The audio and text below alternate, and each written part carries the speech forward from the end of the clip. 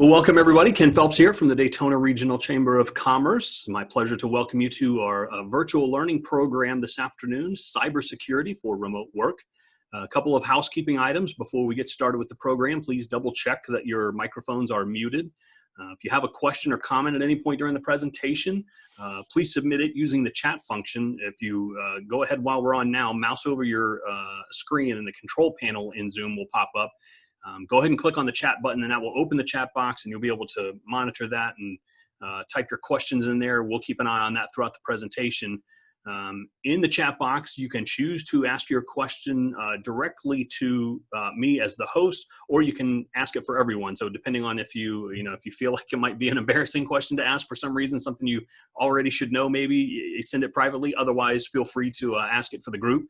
If you missed something, we are recording the session, so that'll be available soon after the program on the Daytona Regional Chamber's COVID-19 resource page, as well as our YouTube channel. With that said, it's my pleasure to welcome and introduce our presenter for today's program, Todd Huffstickler. Todd is the Executive Vice President of Vann Data Services, a computer network, security, and IT support firm that's been helping businesses be more productive for more than 42 years.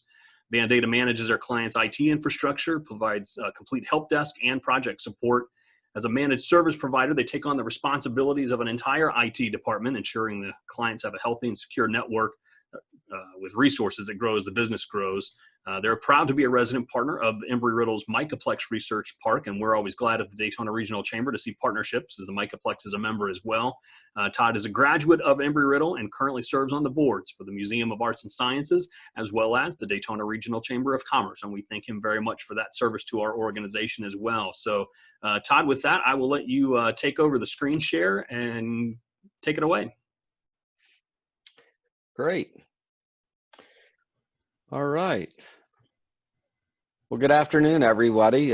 Thank you for taking time out of your day here to spend a little bit of time, hopefully trying to learn a bit more about working securely, efficiently, and doing it with some best practices in mind that I'm going to bring to you today. And so excited to see Nancy on and Terry and a few others that I know. So thank you for the opportunity to do this. And again, I'm glad that it's going to be recorded. It sounds like, so that if others need to go back and see it later on, they can. So, but just wanted to thank you and appreciate the opportunity to do this. I will start out by saying that want to make sure that people don't think that we're late to the game here in trying to share working remotely and doing this stuff securely and efficiently.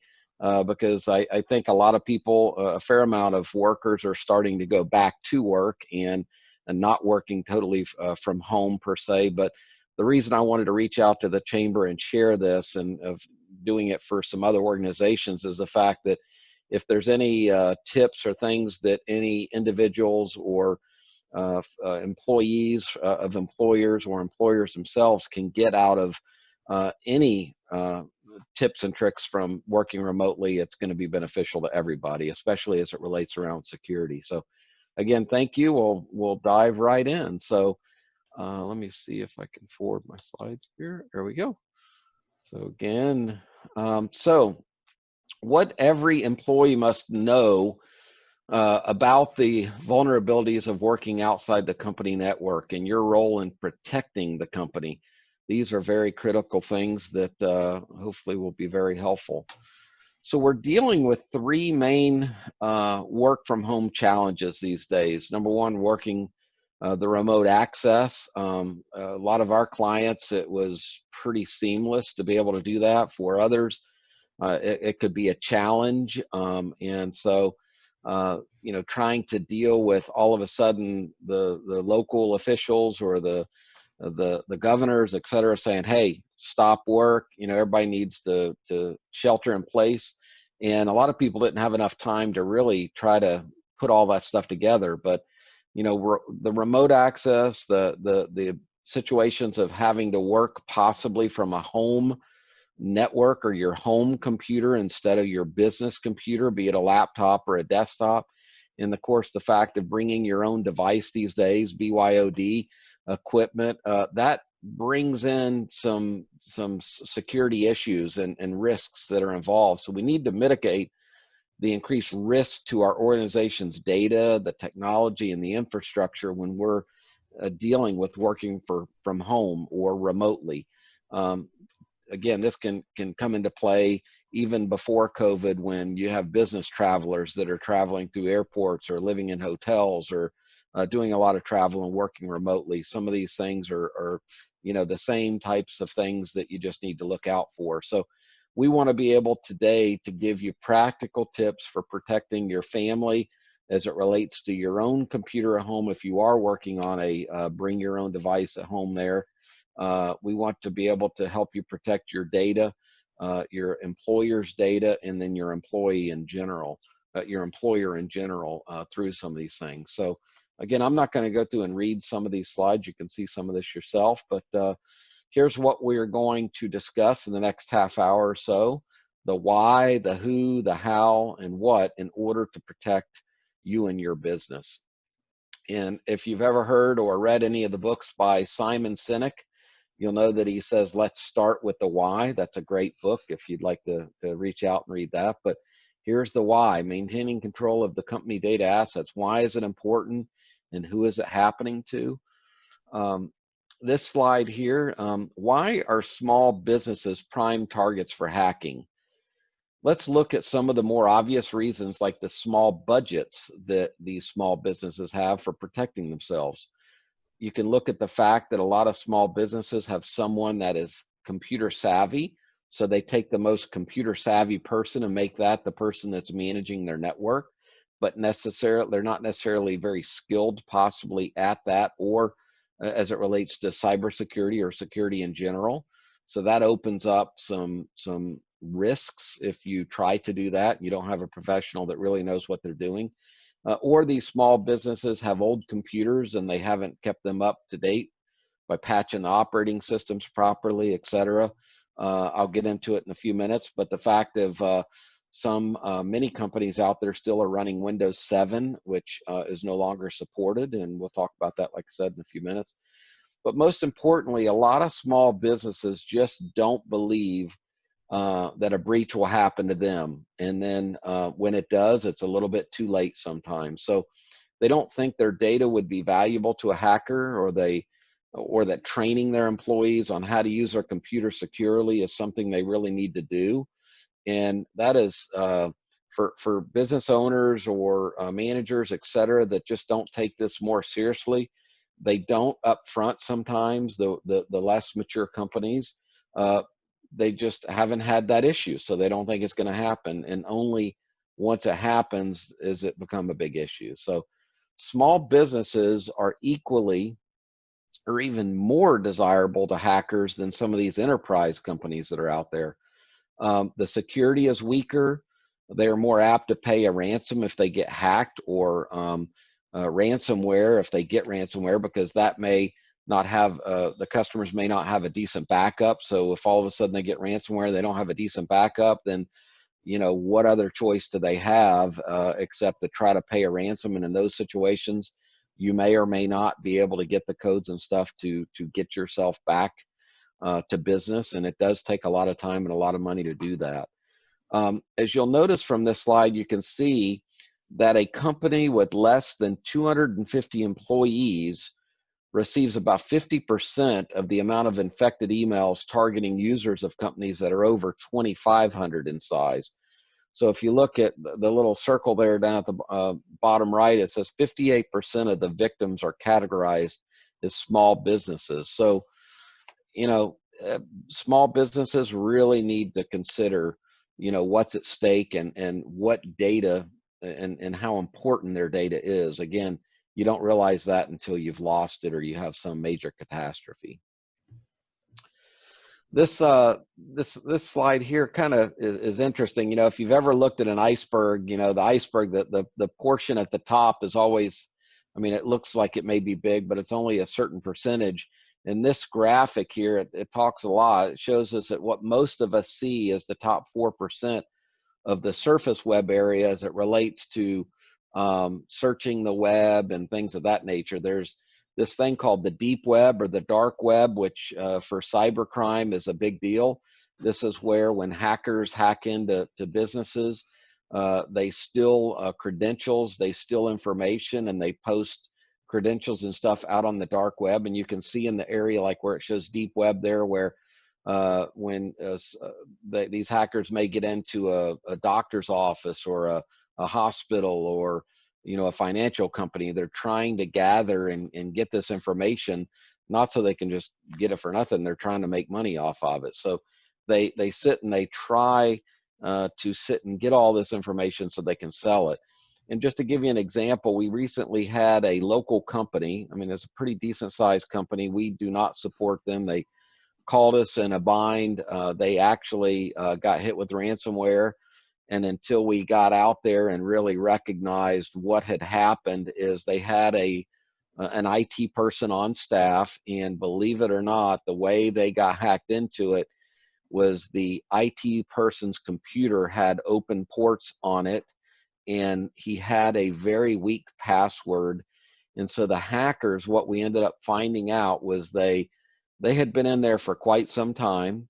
And once they gathered all of their information and the data that they wanted, then they end up releasing the ransomware, which really covers up the tracks, because before the ransomware hit, the company had no idea anybody was in their system. And once the ransomware hit, and they always do that on the most inopportune time, they set this up as on a 8 o'clock on a Friday or on a weekend when the employees or the business is not open. But one interesting thing about this situation is the IT person themselves on that computer that got hacked into it went throughout the whole network. But when those hackers were in there, they were able to find a file, and I'll talk about this in a little bit later. He had an Excel spreadsheet with all his passwords, and they ended up draining his bank account and gathering a lot of his other passwords that he had listed in there, and just kind of had a field day. So to pour salt in the wound even more, the guy personally had his information and stuff stolen, as well as they encrypted and really did some serious damage to the corporate network that they had there. So again, small business in town, we see it happen probably at least half a dozen times a year for a lot of the small companies around that we've seen, and not all of them are small either. But just some good information there. So even if your company has insurance, nowadays they have cyber insurance. I'll talk about that in just a little bit too. It's kind of, I see cyber insurance kind of like termite insurance these days. They sometimes try to find all these ways out if you did get hacked, but there is cyber insurance, and that's something that if you don't have that on your policy, you should really look into. But a cyber breach is very costly when you account for the downtime, you account for your reputation, your brand, the loss in revenue, and everything else that goes along with that. The average cost is about $36,000. That was in 2019 for a small business. And now with the new spin on what cybercrime's doing, you saw in the previous slide that most hackers spend about 6 months on a network before they even are recognized that they're in there. So with that being said, even if you have a good backup system to restore from, the new twist is those hackers, they're gathering your data and your information on your customers or financial information, whatever. And if you've got great backups, once they release that ransomware, you may feel like you're in great shape until all of a sudden you don't pay the ransom, and then they start telling you they're going to post the data that they've got, be it confidential customer information or database or stuff, up on the web, and they start showing your data out there on the dark web. Which, can you imagine that? To me, it's just horrible, but it's all about money and how they can get paid for doing that. So not a great thing when that happens. So whether a big or a small business, how are the bad guys actually getting in? This little threat vector slide, how the bad guys get in. The good news is that most of some of these threats and stuff that we're going to talk about, I'll go over today. Some are more prevalent, I think, that I'll cover today than some of the others, but all of them are very important. You look at phishing, you look at ransomware, compromised credentials, which is a compromised credential. If you've got your dog name and everybody, I mean, you're sharing everything in the world on Facebook and social media, and you use your dog's name or your wife's name or your kid's name or whatever for a password. And these hackers are out there looking at the social media and trying to find ways to get your compromised credentials.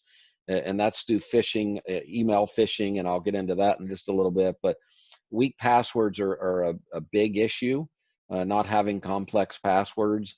And also, like I talked about, unpatched operating systems for like Windows 10 or Windows 7, which is no longer being supported per se. But if you don't have your operating system patches and security patches up to date, then that's a weakness and a security issue that can be a vulnerability for you there. So let's talk about phishing. This is not fishing with the fishing pole, but it's more of phishing.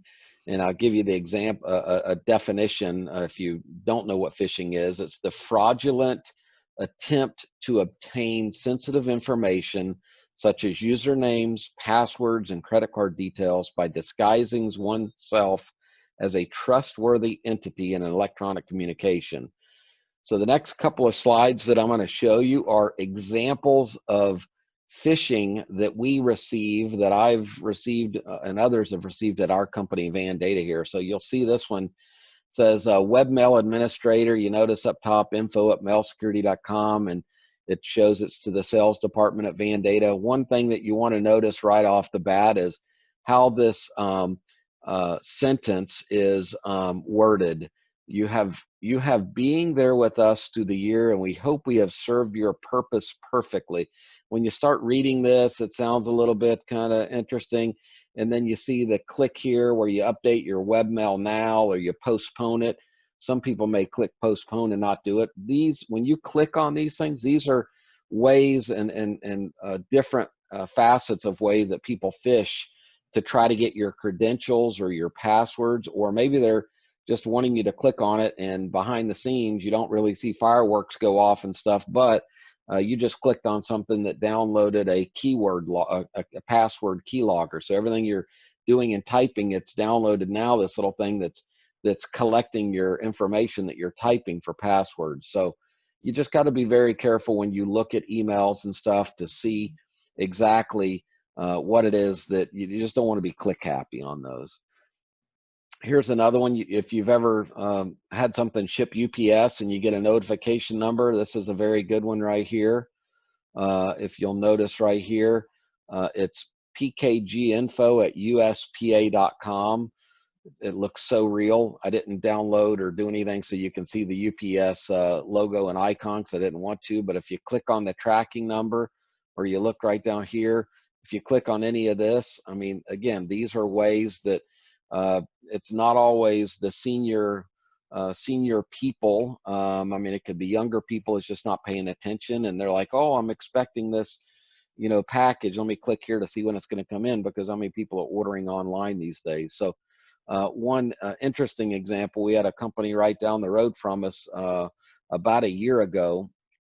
They're a managed customer of ours, but FedEx had come to their door. They do it every day. Delivered a package. It was about 11:30 in the morning, and then the lady at the front desk that signs for the packages and get the stuff, at about 12 o'clock, she got an email from FedEx. FedEx was on her mind and on her brain, so she didn't even think twice. She clicked the FedEx, she clicked the little link, and boom, it immediately released the ransomware. So it started going through and encrypting their entire network, and she immediately called us. We had to immediately shut everything down, and it had already encrypted a fair amount of information on their server, their data.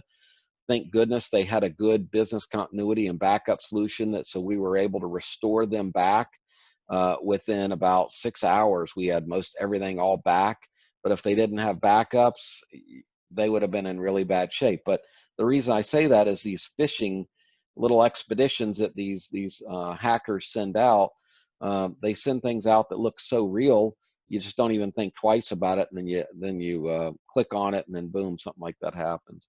Here's another example, just real quick. Services at JMK. This is a UPS one. You can see, you click here on the get invoice, and you would not be surprised at how many people click on things like this and they don't really pay attention. So All right, so now that you understand why cybercrime is exploding and important to understand who their targets are and how they do it, let's take a peek at what you can do to help prevent it. So again, we want to try to do some things that are going to try to help prevent us. Again, be it working remotely, or these are things just in general, working, at your house or on your own home personal computer, not related to work, or actually, at work.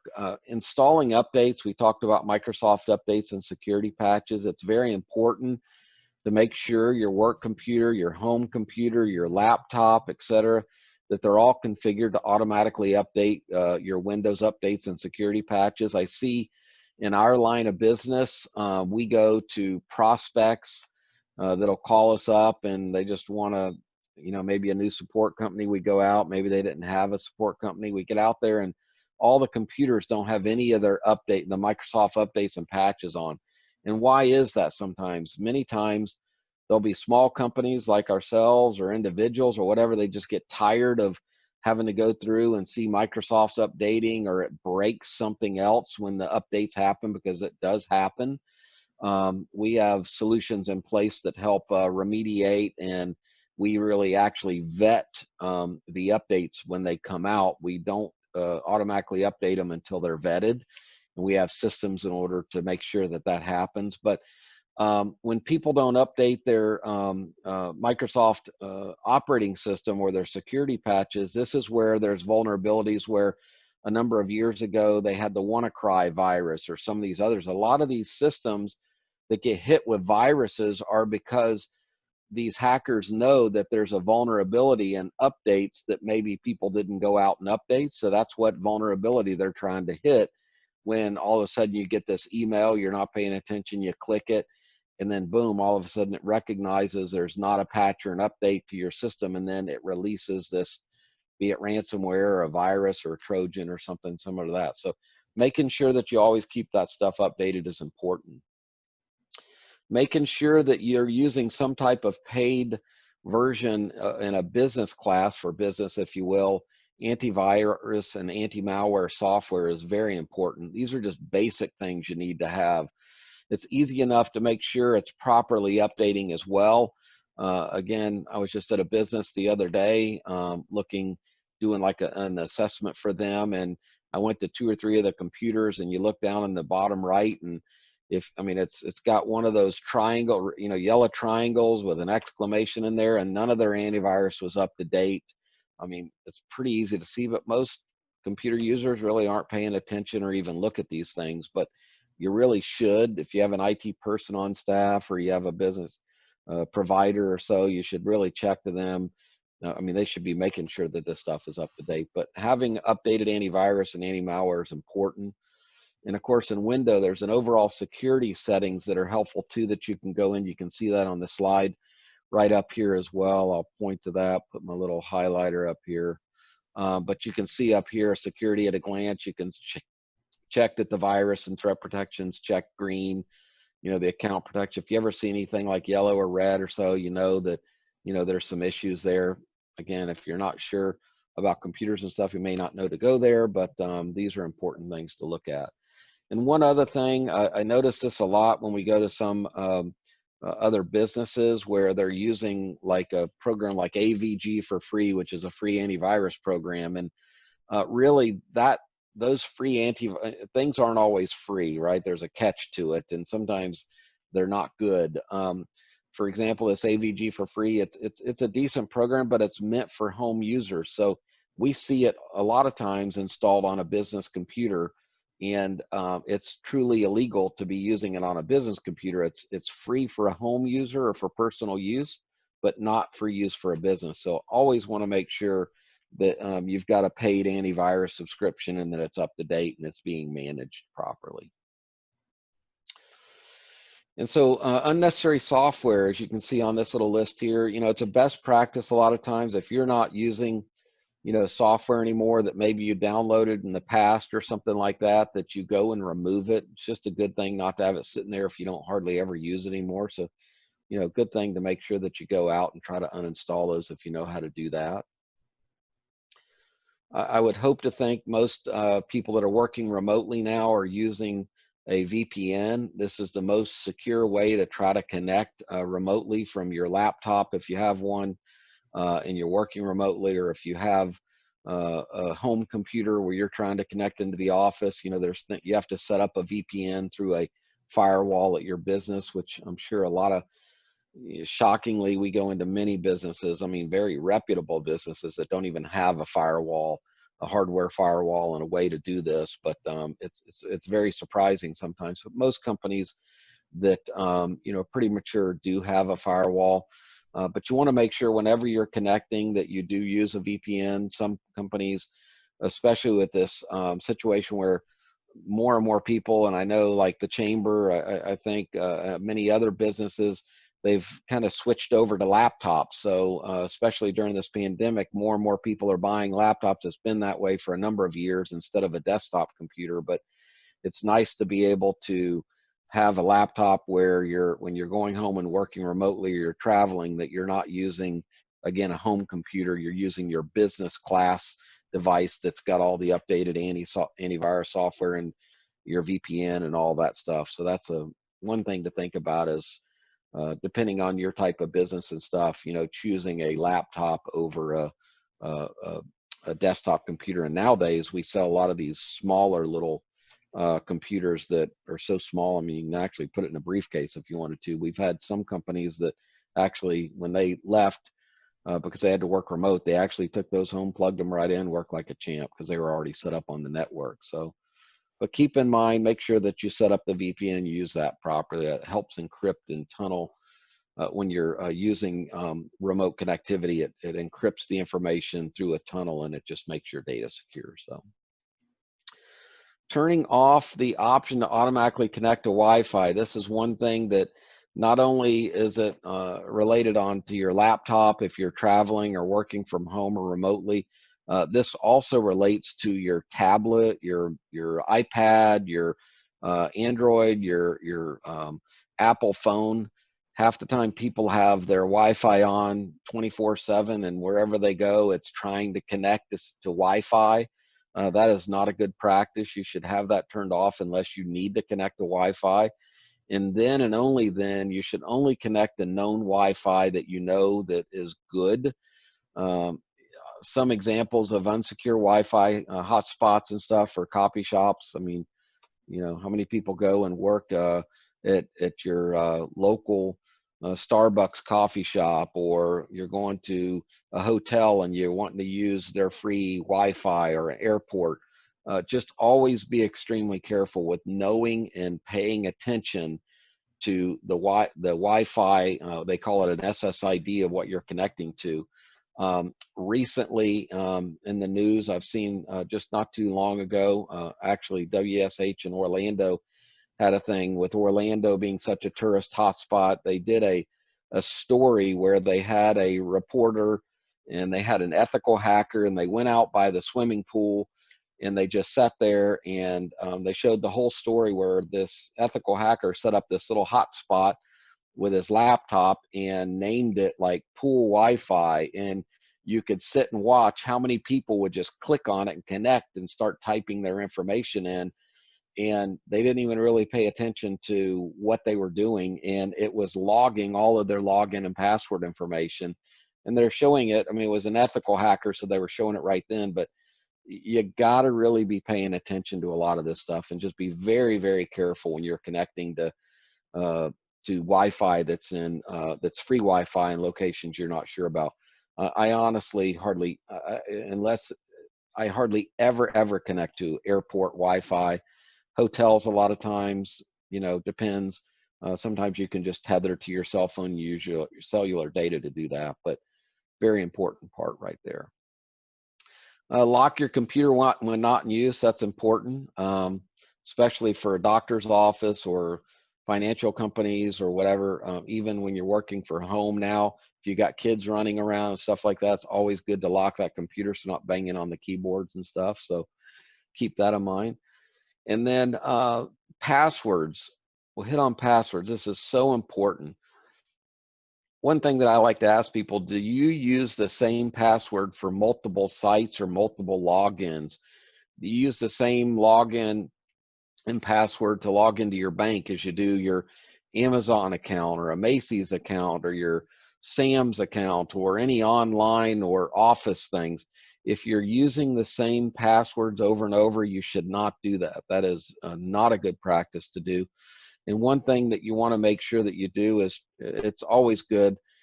We've used LastPass and RoboForm and helped other customers get those set up, where you can set up a complex master password that you recognize and you know and you can remember, and then it recognize what computer and device you're on, and you can set up two-factor authentication, which I'll talk about in just a few minutes. But it allows you to have one master password, and it knows what are good devices that you're on, set up with 2FA, and then you can have all your passwords to all these different accounts automatically be able to click something and automatically go out and log in to the web with your login and password without knowing it. Those are great things to have, and we would highly recommend that you do something like that. One of the things that we recommend is never allow your web browser to save passwords. Just like I'm talking about the password manager, that is a known way that you can securely store it and stuff. But with your web browser, be it Microsoft Explorer, not Explorer, but like Google Chrome or Firefox and stuff like that, when you go to a website and it says, do you want to save this password? It's best not to ever do that. Let's just say you have a laptop and all of a sudden it gets stolen, or you left it in the car and it got broken into, or you lost it. If somebody gets your computer, it's very easy to bypass your password to log into your notebook or whatever. But once they're in, if they've got your computer and they connect up to the internet and they go to a web browser and they type in Amazon and it stores your some of those will save those passwords, then that is a vulnerability. So you want to make sure you don't do that. And then one of the big things is, don't save your passwords in a Word or Excel file like I talked about earlier. And if you do, don't name the file password so it's easy to find if a hacker was in your system. And if you do it, make sure you've got a complex password on that file. It's easy to use tools to access and to try to crack Word or Excel files and the passwords depending on what versions and stuff they're on. So best practice, make sure that you're very careful of having complex passwords and that you're being very careful with them. And don't make a complex password and turn around, put it on a sticky note under your keyboard or under your mouse pad. Those are just some big do nots. You want to make sure you don't do that. And then using a DNS filter. What is a DNS filter? A DNS filter is like a phone book of all domains and matching addresses for the internet. So for example, when you go out and you type in your web browser a domain name for whatever it is, the DNS filtering service that you can have on there will actually know what are malicious websites and which ones aren't, and it kind of warns you that it's not a good website. I don't know if you've ever went to some of the sites and maybe you have some good antivirus software or a DNS filter on there and it says, looks like a malicious site, or, are you sure you want to go there? So having a DNS filter is a very good thing to have. Most businesses like us, we set that up. So, and then think twice. Again, you're in an unfamiliar environment for working on company data. Please make sure that you don't take anything for granted, be it you're working at home, you're working remotely, be at home and you're working on a home computer or your office, your laptop. You might be tempted to mix in personal computing compared to office computing. I'm sure a lot of these companies out there have, policies for what you're allowed to do and not allowed to do working on a computer. So just make sure that you're careful about going to certain places or downloading certain things, etc., because you don't ever know what you might run into there. And be careful on what you click on when searching the web, etc. Just be safe on doing that. And again, hackers know most people are not working behind a firewall, so they're trying to find ways to exploit and steal your information. So you want to be careful with that. Like I said, don't be click happy. What this slide really hits upon is that the protections you may have at work most likely are not the same protections you may have from working at home or remotely. Some of the key things, like we talked about, antivirus, anti-malware, there's like Office 365. A lot of folks are using Office 365 now.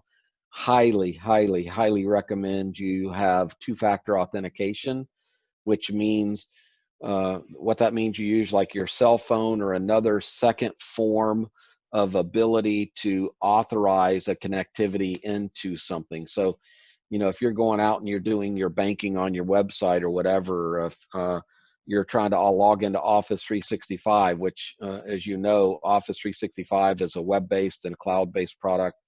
If you're trying, you can have hackers from anywhere in the world, in China, Russia, wherever, trying to use your email address and trying to guess your password to log in.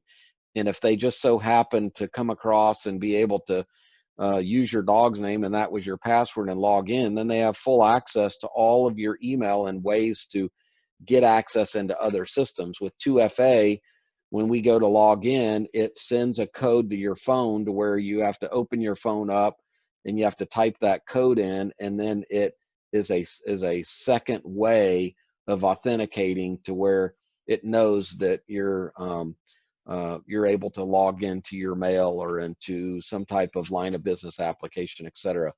And one thing I will tell you as well, and I've mentioned this many times before, most people can see me online on screen, but here's my phone. So, you know, in order for me to go into my phone, I have to unlock the phone. Make sure also there's a setting in your phone that your texts, that when you get a text, that you have it set to where the text does not show on the screen if your phone is locked. Even though your phone is locked, that two-factor authentication, if you ever got your phone stolen or lost and somebody has your email account and they're trying to connect in and they have your phone, they can actually, if they try to do the 2FA and it shows right on the screen, even though they don't know your code, then boom, you just, that's a big vulnerability. I hope what I'm saying is understood. There is just a setting on your phone to make sure that when you get text, that you have to unlock your phone before you can read your text. That is highly recommended that you do that. So a few other things that we talked about on here: spam filtering for your email, the DNS filtering, making sure, you know, when you go to websites and stuff, you're just very careful on where you're going, and just having some good security hygiene there is important. I think we're doing pretty good here, cruising right along. If you see something, say something. If you get a suspicious email or something, don't start clicking on things. If you need to go call, you know, somebody in the office, if you have an IT person or a company and you think it really looks like it's not good, you know, either delete it or share it with somebody else to where they can look at it and see. So you can, most of the time when these phishing emails are going around, it's not just you that's getting it, it's other people in the office that may be getting it. So you just want to make sure that you're looking very carefully at that, and just make sure that you let people know if you're not sure what emails you're getting, or if they look like they're suspicious stuff. And then of course, data backups. One of the most important things that you can do is making sure that you know that your data is being saved, where it's being saved, and it's being backed up regularly. Most companies have a policy of where you're supposed to save your data, and making sure that where that data is saved is being backed up. We recommend both a local and a remote backup that you're not having to physically manage or handle. That is so very, very important to do. If now from work from home, you know, you have your home computer and you're saving a lot of your work stuff now on your home computer's hard drive, is it being backed up? You know, your employer may or may not allow you to do that. We would definitely not want that to be happening, where you're saving business information on your home computer. But even if you have your laptop from the office and you're working from home or remotely and you're storing a lot of those files on your laptop and they're not being backed up, and let's just say again your laptop was stolen or you lost it or the hard drive crashed and you have important information on there, again, it's a good thing to make sure that if you are not saving it to your server back at the office, that you have a backup program, be it a cloud backup or whatever, on your laptop, to where that data, certain directories or so of where you're storing that information, is backed up to the cloud and stuff. So that's very important to make sure that you've got good, solid backups. One last thing to share, I think I had mentioned to you about the company that just got hacked into, that called us for help. We went out there. When you look at situations like this, they had both local backups for some things, but they were manually taking backups at home, and it was just a mess of trying to recover some of their information back. But their line of business software that runs their whole company, they had it backed up to the cloud or to a data center, and what they weren't doing is testing it routinely. So when they got hit with the ransomware and they went to start trying to restore their data, they got about 10 minutes into a restore and then it just crashed. Well, come to find out, the backups weren't good. Even though they were stored in a data center, they were not testing the backups. They had a full backup with incrementals and things were failing. Bottom line, they ended up, and this is, you got a 50-50 chance sometimes, they ended up having to get their insurance company involved. They negotiated with the ransomware folks. They ended up paying the ransom and getting some of the data back. And they actually had to send some information off to get the data recovered off the drives, which they were able. So it was just an entire mess. And they all thought they had good backups. And this was an IT person working in this company. So it's kind of hard when you're one person, an IT person working in a bigger company, because you can't know everything. But I felt really bad for them. But of course, they learned their lesson, unfortunately, but it cost them many thousands of dollars to try to recover from that. So, and with that being said, I want to thank you. I've got, if you wanted me to, want to email me, I've got my email address there. I'll be glad to send you 18 ways to make your remote work secure, convenient, and stress-free. I'd be glad to email this out to you. It's just a little one-page document that would be helpful. But we've helped many businesses transition their workers to safely and securely work from home, or as they're traveling and stuff, over the past few months. And if your business is lacking solid IT support, and or you're concerned about lack of security in your workplace, please reach out. I'd be glad to have be able to come out to a brief free assessment, just to kind of chat with you, talk to you about your security and stuff, and see where we go from there. So that is the presentation. Hopefully I didn't talk super duper fast, and I didn't have any questions. So Ken, do we have anybody asking any questions out there? Or? We've got, yeah, there's a couple. The first coming from our esteemed chamber president and CEO, qualified that she's asking for a friend. But can you globally disable the safe passwords in a web browser? That's a great question. I don't think so globally. As it relates to your web browser is specific to your individual machine that you're on, or laptop or PC. I don't have 100% answer on that, but I'll make sure that we jot that down and get you information on that. I will tell you there are things that you probably already know globally that, as an IT provider or an IT person really knows what they're doing. To give you an idea of like having complex passwords when you go to log into your laptop or your computer at work or wherever, there are global things that you can set up to set policies to allow for that. And that it has to be a complex password where it's, X number of characters long, upper, lowercase, numbers, symbols, etc. As it relates to web browsers by itself, I'm not sure that you can globally set something up to have it to where it doesn't save that. But that's a great question. Very, very good well question. Done. Well, and kind of to dovetail with that, historically, I never saved passwords for fear of that reason. And I'd say in the last several months, you kind of fall into that trap of, gosh, it's so convenient that I don't have to type in the username and password. So if you have done that and you want to stop, is there a way to, do you have to clear your browser cache or something like that to be able to take the saved information out of there? Yeah, so you can go into your settings, and under privacy, there's a way to clear your cookies and all of that information out of there.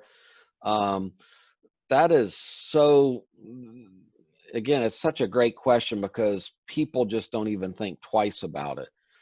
And the problem is, just to give you an idea, if your laptop is stolen or whatever, like I said, and somebody has access to it, I mean, it's so simple to crack a password on getting in.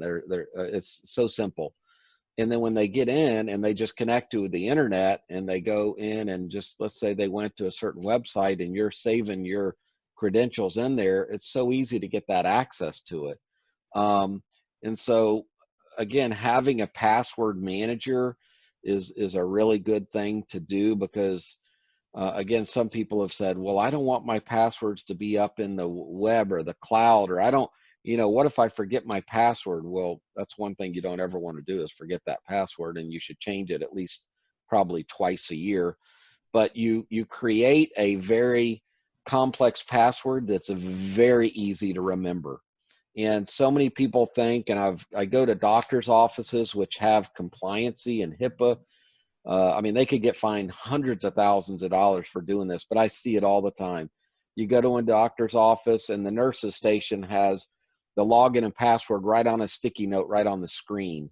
I can tell you that's typically not a doctor's office that's associated or owned by a hospital, because hospitals can get fined tremendous amounts of money for that happening. But in a situation like that, when you've got a password manager, again, having that two-factor authentication is it's no question.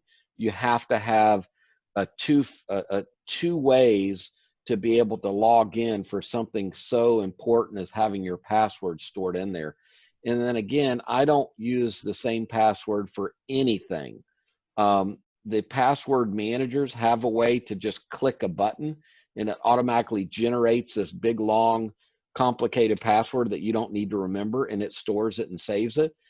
Again, having the ability to have that password manager in the way you log in on your phone or your computer, you have to type that complex password. You can tell it that your laptop or computer that it's authorized, but then again, that 2FA step to be able to secure it just helps protect. And all of these companies that I mentioned in there's 2 or 3, they've never been hacked, never had an issue. Not to say it would ever happen, but again, it's the better way to try to do that than not having it stored in an Excel file or Word file or something like that. Okay. That's a great question though on the web browser, being able to globally set that. We'll definitely look into that. See. All right. A couple of other quick questions for you. We had a segment in your presentation on phishing and emails that are suspicious. What's the best way to report that? Is it do you snip and take a screenshot to send to your IT support, or if you forward that email, does that open up the triggers for the vulnerabilities? What's the best way to report a phishing attempt? Yeah, that's a great question too. You definitely want to be careful on clicking anything in there, accidentally clicking something. Forwarding sometimes, I mean, if you've got if your IT provider is an outside provider, I mean, they could get in remotely and take a look at it and see, but typically using a snippet or a screenshot, because you're not clicking something inside that email, is a great way to do it. As you noticed, what I had in my presentation was a snippet. It was a screenshot of what it looked like. One of the things that you can do, and always suggest, because you get these Bank of America, I mean, some of these emails are absolutely, literally, they're so real looking. You don't, I mean, I've looked at them, I'm like, holy cow, this looks so real. A lot of times you can take your mouse and, for example, if I back up here, give me one example. Give me just a second. Let me back up through here real quick and I'll show you something. One thing you can always do if you're very careful here is, I don't have a good example here, but if you look at this one right here and so a lot of times if there's a link, let's just say there's a link that's a hyperlink to a website or something, or you do here, you can just move your mouse over here without clicking. Be careful not to click, and then you'll see that when you hover over that link, it will show you like what the real link looks like. And a lot of times it says, log in here or do whatever. When you roll over that, it's some weird hyperlink that again tells you, I mean, if it's so real, you're trying to figure out if it is or isn't. Again, the best thing is if you're not expecting or you don't know what it is, then just don't click on it. But I would definitely do like a screenshot and send it off. And again, here's the thing. There's no way you're ever going to stop these phishing emails from happening and stuff. I mean, it's just as fast as the antivirus programs and these tools that you put in place to try to help protect, security is never 100%, but you put the things in place to help prevent those things from, or help try to, deter some of that stuff. So when you have good antivirus, when you have good spam filtering, a lot of our emails automatically that we know as spam get put into sometimes you have a junk folder or whatever, but it actually will show you what looks like it has viruses in it or a Trojan and stuff. So those are, having spam filtering is a good thing to do. But again, security is never 100%. You just got to try to put the things in place to try to help prevent some of that from happening. And we offer also, and some companies do that, we offer free security education for our clients. And a lot of times you can send out to businesses like a phishing campaign where we're actually sending emails to all your employees and they look super real. And if they click on it, it says, ding, you just clicked on an email that was a phishing email, and it's just a nice little message that says, be careful next time, and here's a training video on what you need to do to make sure you look out for it next time. So those are great things to do because, again, just like I said, the company we had right down the road from us, I mean, FedEx was there at 11:30, 12 o'clock. They get an email. They don't even think about it. They click on it, and boom, it's done. So just being able to look out for some of that stuff is really important. Another question from the chat. What's the difference between cloning and hacking?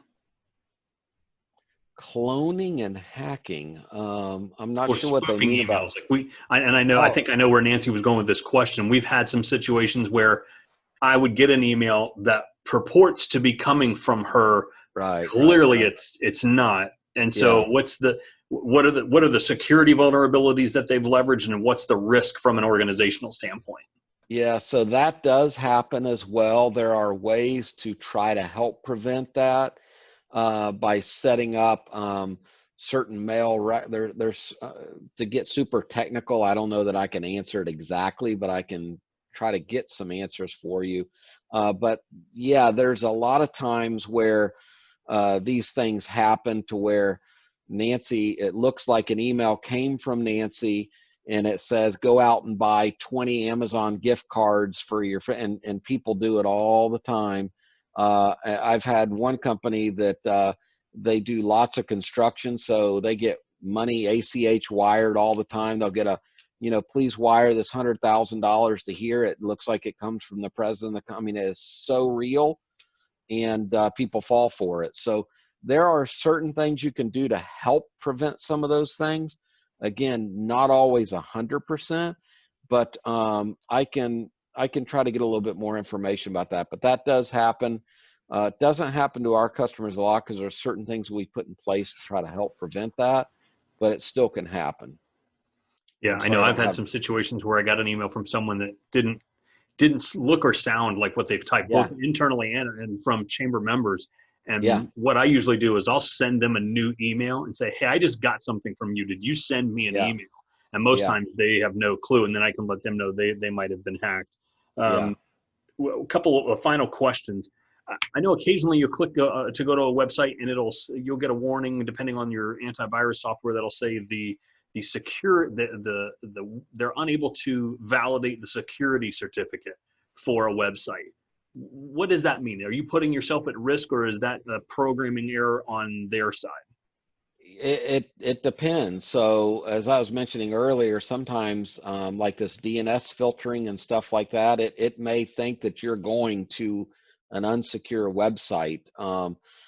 It depends on, a lot of times if you're going to a website and you ever go to it and it just says HTTP instead of HTTPS, you don't want to be going to those sites. I mean, that's kind of, most people know that, but you want to go to the secure ones. But the way hackers get around that too now is they're creating HTTPS websites that, let's say it's Bank of America, and they type you've got somebody that types it wrong. So they create a website that shows that, and it's set aside.